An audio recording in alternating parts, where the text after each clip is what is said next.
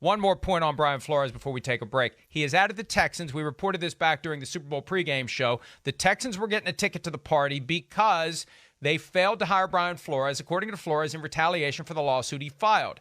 And the evidence here, Peter, and again, nobody's ever going to admit to this, but the evidence is very, very fishy. There were 3 finalists for the job: Brian Flores, Jonathan Gannon, Josh McCown. Gannon, the Eagles defensive coordinator, drops out. It's down to Flores and McCown. Flores and McCown. Who's it going to be? And between the two, it was look, I love Josh McCown.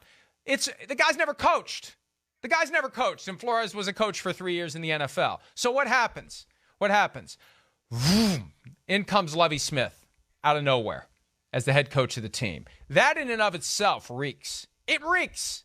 And Brian Flores' argument is the only reason you didn't hire me is because I filed this lawsuit against the NFL. So now the Texans are part of it too, and obviously they deny it. They all deny it. Nobody's going to come out and say we did it. It's going to go to litigation and arbitration, ideally for the NFL.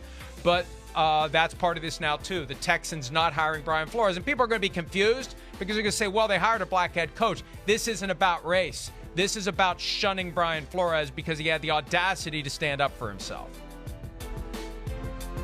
And look, someday, somehow, some way, there will be a deep dive into that, into the Lovie Smith ascension, very fast ascension. When I talked to Lovie Smith after this happened,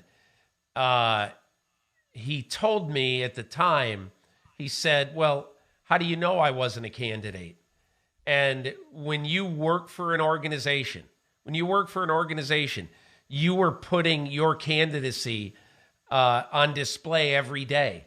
And I forget, it was a flippant response, that I had, but it was something, like, well, they sure kept it quiet if you were a candidate.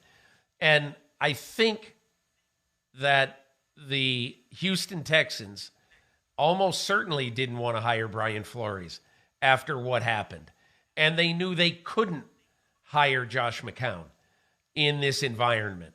And so they went with a guy who they knew and they felt comfortable with, and that's Lovie Smith.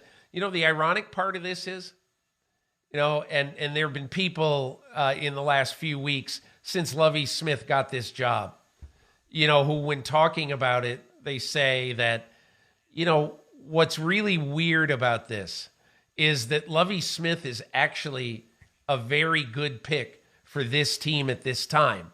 For this reason, he went and coached in 2 places that were going to be very hard to win because you didn't have a quarterback, you didn't have enough players, and that's Tampa Bay and then Illinois in the Big Ten.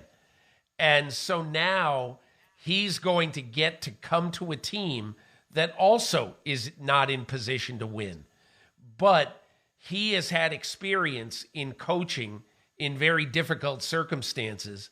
And I'm not saying that's why they hired him. I'm saying that, in my opinion, there's a lot of people in the league who think that maybe Lovie Smith isn't the guy who you're going to win a Super Bowl with, but that Lovie Smith is a good coach to get you out of the morass that the Houston Texans are in. The bottom line is Flores contends that if he hadn't filed the lawsuit, he would have been the coach, or the decision to not hire him was influenced in whole or in part by his lawsuit. And Peter, we got to go to break, but I'll just say this on the way out the door. If Brian Flores doesn't file his lawsuit, right now the head coach of the Houston Texans is Josh McCown. And right now the head coach of the Miami Dolphins is Sean Payton. And right now, or soon, the quarterback of the Miami Dolphins is Tom Brady. Take that to the bank. Hi, I'm Mike Tirico, and thanks for watching. Make sure to hit subscribe for the latest news and highlights from NBC Sports.